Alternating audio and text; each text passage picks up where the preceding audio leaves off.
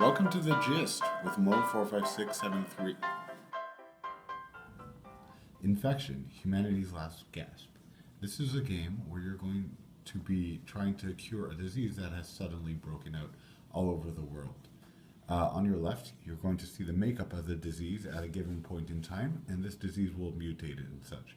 On your right, you're going to see where you're going to be placing proteins to produce your antibacterials or your antivirals.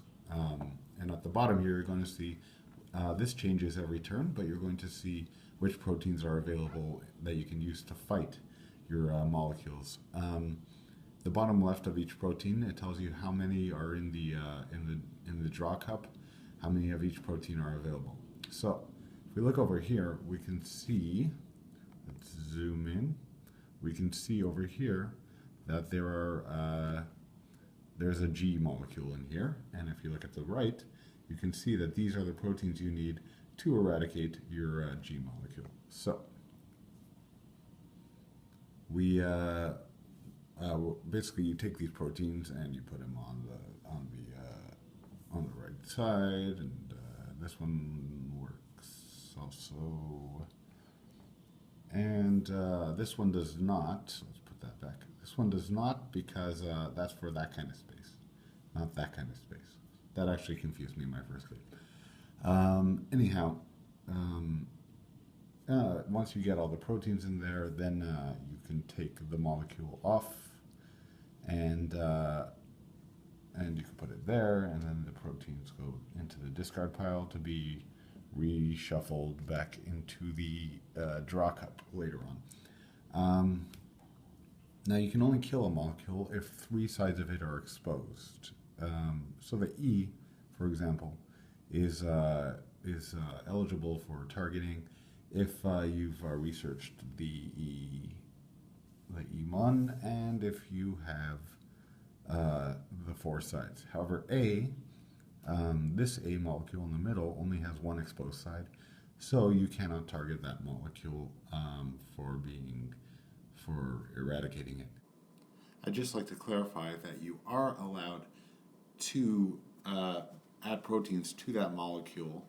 However, you cannot remove it from the petri dish until 3 sides are exposed. Once you have destroyed a molecule, you get funding for it. And that's basically how you get funding. In fact, this is on the bacterial side. The other side is viral, and it's harder. On the viral side, the only way to get funding is by eradicating molecules. To make it even more difficult, you can only eradicate molecules on the turn. I mean, you only get funding for molecules on the turn that you have discovered the antibiotic for it. If you do not, if you wait till a later turn, you can still destroy them, but you don't get the funding for it.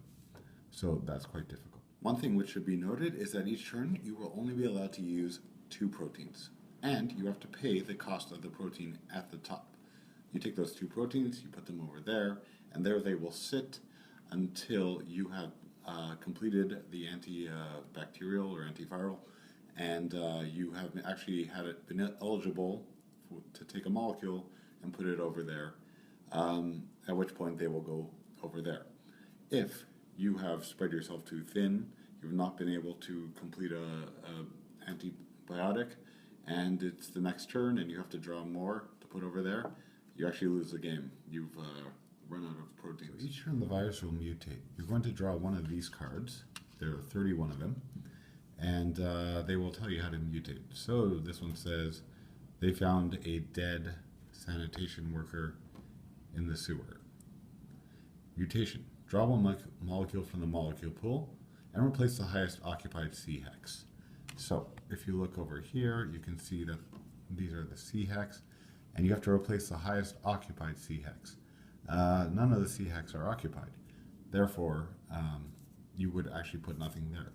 If it's the other options are lowest vacant, or it actually specifies certain hexes. If it specifies a certain hex, you replace the molecule that's already there with the new one.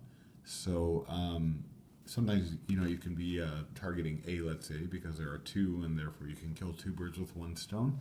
and then you draw a mutation, and the A molecule is replaced with something else, and you have your proteins up there, and you're like, oh, crap, that was useless. So every turn, they're going to mutate. Here is an example of where the mutation can really screw you over.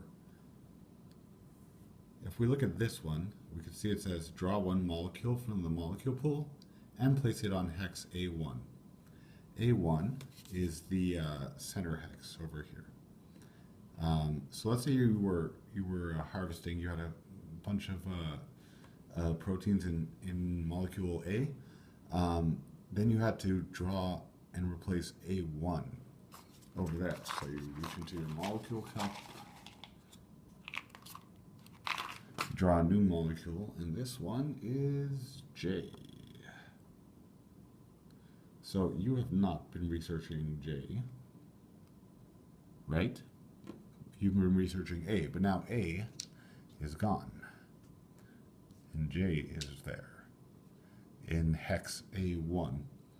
So you have to keep fighting the changing molecule to keep up with it, basically. Then you're going to do a lab thing. Now, the lab is what gives you certain powers, what allows you to break the rules. Every turn, you'll be allowed to buy one lab card. There are two different types of lab cards.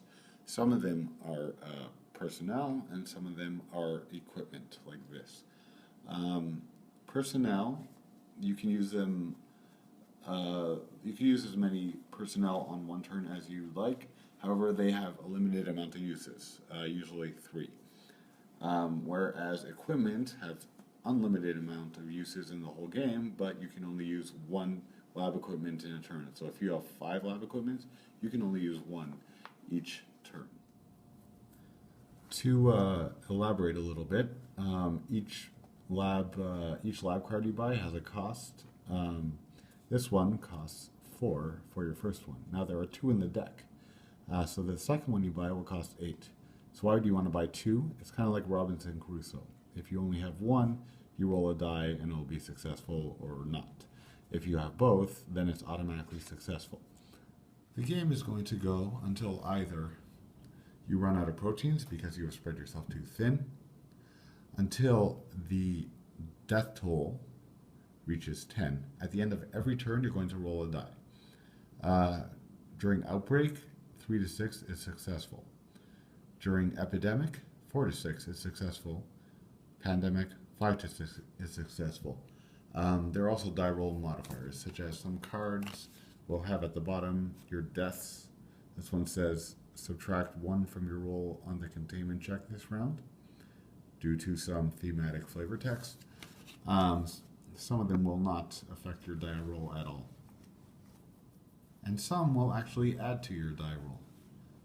Another aspect of the C ring is that if you have any molecules in the C ring, you will get -1 to your die roll. So even though they pay you less than the 4 or the 6 in the center, you might want to get rid of them to keep your death toll lower down. So the game will end when your death toll gets to there, and as it gets closer and closer, it has a snowball effect where it will move faster and faster. In the early stages, it might move a little slower, it might not move at all, but as you get higher and higher, you're going to move it more. So if that happens, you will lose. If your petri dish is totally filled with molecules, every space, you lose. If you run out of proteins, you lose. The final thing is the winning condition. If you clear the petri dish of all molecules, you win. With the petri dish mutating all the time, that's kind of difficult. The game plays very quickly. There is enough variability in there to make the game worthwhile for at least a few games. I haven't played it that much, but what I've played I've been very impressed with. It's a quick playing solitaire game. The rules make sense. The decisions are interesting. It's just a really well-made game and a worthwhile addition to any solitaire player's game collection. A keeper for the rest of your life? I don't know. But then again, Friday suffers from replayability issues. However, this game is at least as good as Friday from my early impressions of the game. And I recommend giving it a look. And I also think it should have a higher visibility on Board Game Geek and be recommended and tried out by a lot more people. Thank you very much.